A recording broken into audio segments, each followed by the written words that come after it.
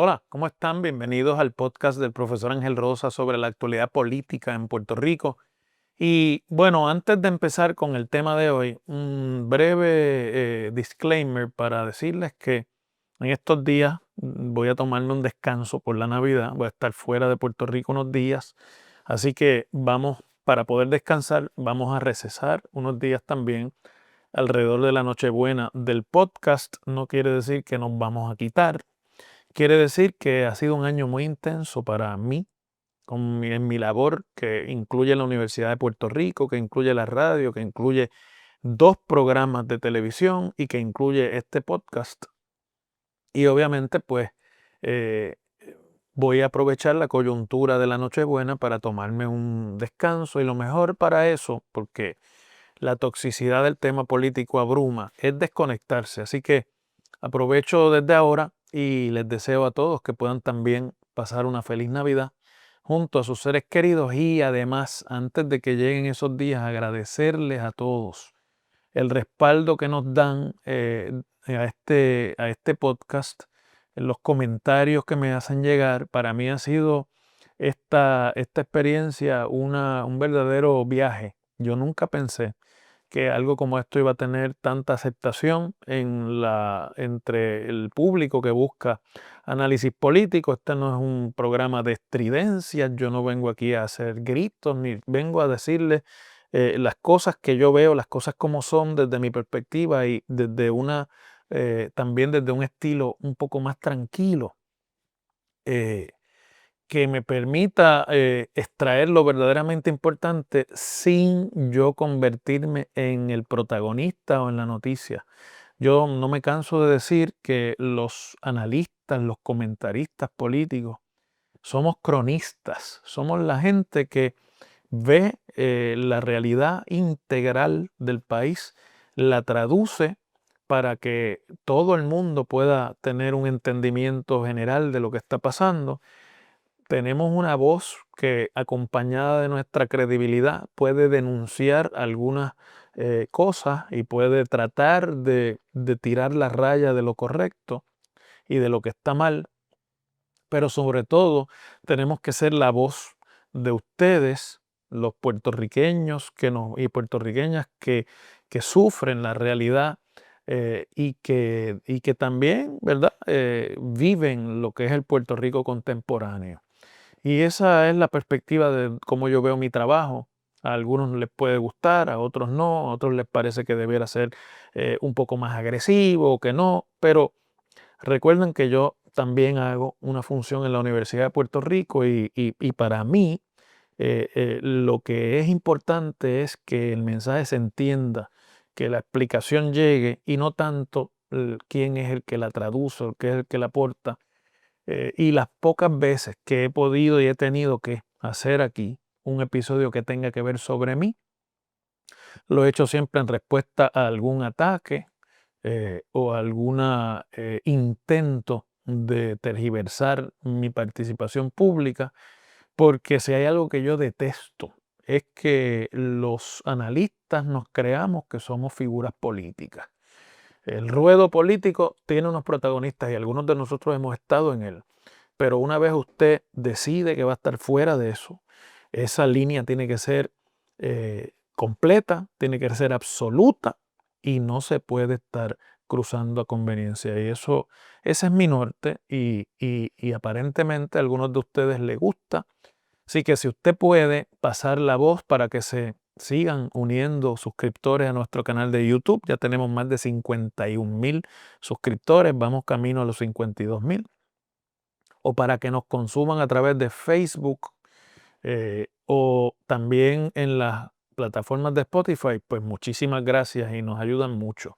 Ese es el regalo de Navidad que ustedes pueden hacernos. Bueno, brevemente un tema para cerrar el año del podcast, porque no sé si se han dado cuenta que la gobernadora ha inundado los medios de comunicación de anuncios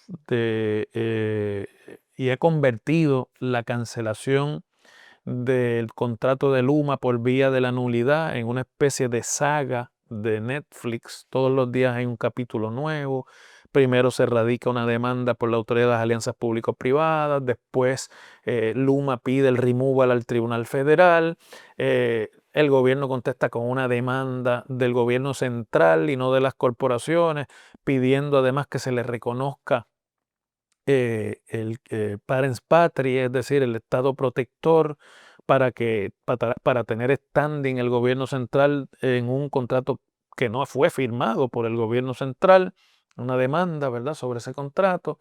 Luego Luma vuelve a radicar otro removal para esa otra demanda. Entonces la gobernadora hace una conferencia o dice ante la prensa que ellos también estaban esperando eso y que estemos pendientes, que lo próximo que viene es otro recurso, que están listos para radicar. Se les van a acabar los trucos y eventualmente esto va a llegar sencillamente a que uno de los dos tribunales, locales o federal, decidan si en efecto la extensión de ese contrato en 2022 por la administración Pierluisi cumplió con los requisitos de ley y si por el contrario la administración de Pedro Pierluisi actuó ultra vires por encima de la ley y sin apego a su autoridad, en cuyo caso pues habría que decretar la nulidad y si es nulo no existe. Y si no existió, pues aquí hay que decidir muchas cosas, no solamente la transición, sino los desembolsos que se hizo por parte del gobierno a esta compañía que por 2 años, presumiblemente, y si la teoría es correcta, pues estuvo devengando unos ingresos sin tener autoridad legal para hacerlo. Y cuando eso se decida, sabremos si el camino para la salida de Luma es corta o es larga, o si tendremos entonces que, para darle cumplimiento a esa promesa, ir a una contención, a un litigio sobre cumplimiento, que es lo que todo el mundo esperaba, cumplimiento técnico y cumplimiento financiero. Eso era lo que todo el mundo esperaba. Después de un año, lo que se radicó es un pleito de nulidad, que es un asunto de trámite y de trámites administrativos. Y bueno, pues son dos avenidas, el gobierno ha escogido la que piensan que es más rápida y Luma y sus abogados, que son muy buenos, van a presentar todos los recursos que puedan para que esa vía no sea tan rápida como el gobierno esperó. Mientras tanto, Luma sigue ahí, Luma sigue corriendo la red eléctrica, los problemas siguen y a ustedes y a mí lo que más nos interesa es que el costo de la energía sea lo más bajo posible y el servicio lo más eficiente posible. Y de eso es que se trata.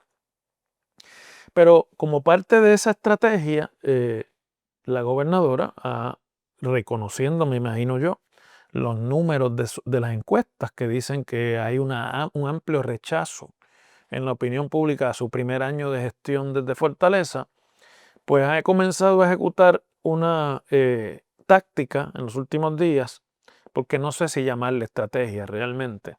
Ustedes recuerdan que cuando salió la encuesta del Nuevo Día, que la gobernadora recibió desde Madrid, dijo que había un problema de comunicación, que ella iba a ajustar, iba a hacer cambios para mejorar ese proceso de comunicación. Pero el primer cambio que hizo fue votar a la secretaria de DACO y eso se le ha convertido en también otra controversia paralela que, a pesar de que ya lleva casi 2 semanas, no acaba de morir. De hecho, Valery Rodríguez le dio una entrevista a Telemundo en exclusiva donde habló de los pormenores desde su punto de vista, su versión de cómo la sacaron y lo mal que ella y su familia se sintieron. Y todo esto que es el preámbulo a la narrativa de una historia que va a tener, estoy seguro, un desenlace de candidatura política en el próximo ciclo electoral y Valery Rodríguez va a estar en la papeleta del PNP. Yo no tengo la menor duda de eso, porque camina, habla y se comporta ya como una candidata. Para tratar de contrarrestar eso, la gobernadora Jennifer González anunció a mediados de la semana unos cambios en el equipo de la Fortaleza que van a fortalecer o van dirigidos a la comunicación desde allí. Como el secretario de Asuntos Públicos, que es el que tiene la coordinación de la comunicación de Fortaleza con el país, con el gobierno, que ya de por sí hacía tiempo que se notaba que lo habían empezado a sustituir en esa función, Irán Torres Montalvo, ha sido designados en DACO para sustituir a Valery Rodríguez, pues ahora tocaba nombrar un nuevo secretario de Asuntos Públicos, y sucedió lo que todo el mundo esperaba. El asesor legislativo de la gobernadora, un joven abogado, se llama Jan Peña Payano, que había estado haciendo las veces de portavoz de Fortaleza, aun cuando todavía Torres Montalvo estaba en el puesto, pues fue nombrado secretario de Asuntos Públicos. Yo creo que es un reconocimiento a su habilidad. La verdad es que ha sido un portavoz mucho más efectivo que lo que hasta ahora había ocurrido. Pero además hizo un nombramiento de una serie de portavoces de Fortaleza por áreas. Por ejemplo, Janet Parra va a ser la portavoz en el área de seguridad y de justicia. La ex designada en justicia, que ustedes saben ya que el Senado no confirmó, y que ahora pues va a tener a su cargo la comunicación del gobierno en el área de seguridad. También hizo una designación un poco más política de la licenciada Vanessa Santo Domingo, que fue la comisionada electoral del PNP hasta que el ex gobernador Pierluisi dejó de ser presidente del PNP y fue sustituida por Aníbal Vega Borges de parte de Jennifer González como presidenta. Vanessa Santo Domingo era la comisionada, pero tenía de comisionado alterno a Edwin Mundo, que era, ¿verdad?, más reconocido. Y después de la derrota de Pierluisi en aquellas primarias, pues Vanessa había estado un poco sin rumbo dentro del PNP. Había participado en podcasts y programas políticos con gente del bando de Pierluisi. Y ahora, pues, logra reclutar la gobernadora como portavoz de la Fortaleza en asuntos de familia, desarrollo y temas electorales. Y otras personas adicionales pues han sido designadas en otras áreas, pero no son realmente conocidas públicamente. Estas son las dos funcionarias que sí tienen un récord público anterior, que denota que la gobernadora está todavía, no ha tirado la toalla política, todavía no se quita de su aspiración a mantenerse al mando del PNP. Y está entonces tratando de reclutar gente que habían sido identificados con el bando contrario al de ella en el PNP.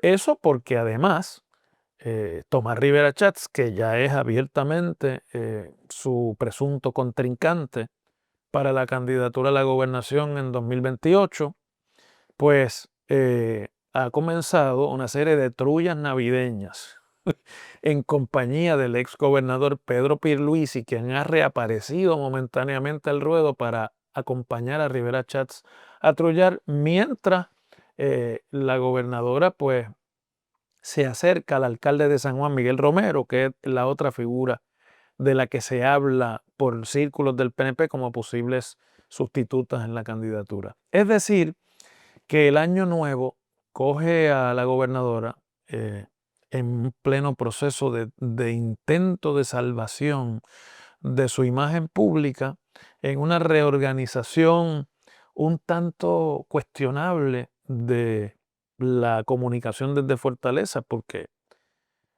cualquiera que sepa un poquito de comunicaciones recomendaría que usted no tiene 10 portavoces y que los portavoces van a ser por áreas, ¿no? Usted la portavocía se la encomienda a una persona que sea hábil, que tenga credibilidad y que pueda comunicar efectivamente y que tenga acceso a la información. Y centralizar en un solo portavoz facilita toda la gestión y además un poco que lubrica la cobertura de medios. Fragmentar eso en realidad manda dos mensajes, un mensaje de desorganización y un mensaje francamente de improvisación, porque eso nunca ha ocurrido y no es necesario además. Pero creo que está justificado desde la perspectiva de una gobernadora que quiere mandar el mensaje de que ella todavía tiene poder de convocatoria y que ese poder de convocatoria se extiende inclusive a aquellos que no han sido tan cercanos a ella políticamente en el pasado. ¿Cuánto eso va a resolver y cuánto eso a ella la va a resguardar de estar en el polígono, por llamarlo así, de tiro mediático diariamente? Pues no sé, porque la verdad es que, y hay que decir las cosas como son, que hasta ahora el mejor comunicador o la mejor comunicadora que tiene el gobierno de Jennifer González es la propia gobernadora. Y que la incursión de Francisco Domenech para tratar de llenar ese espacio, aunque polémica, ya había logrado centralizar a Francisco como la fuente de información principal para los medios de comunicación. Esta fragmentación de ahora, en realidad creo que no va a dar efecto y que terminará poniéndole la responsabilidad a la propia gobernadora para ir aclarando lo que todos esos portavoces van a ir diciendo y que no necesariamente va a estar todo alineado. Pero, pues, es la nueva estrategia, una estrategia de inundación de los medios con titulares y con comunicados y con conferencias de prensa para ver si en esa iniciativa el país cambia un poco la percepción. Yo creo que lo único que va a cambiar la percepción es que comience a haber resultados y que los resultados resuelvan las grandes insatisfacciones que el país tiene sobre múltiples temas, especialmente el tema de la energía y el tema del costo de vida. Así que con eso me despido de ustedes hasta después de las Navidades. Que tengan muy feliz Navidad y un próspero año nuevo y que la pasen en familia y un poco alejado de tanta polémica. Seguimos mañana.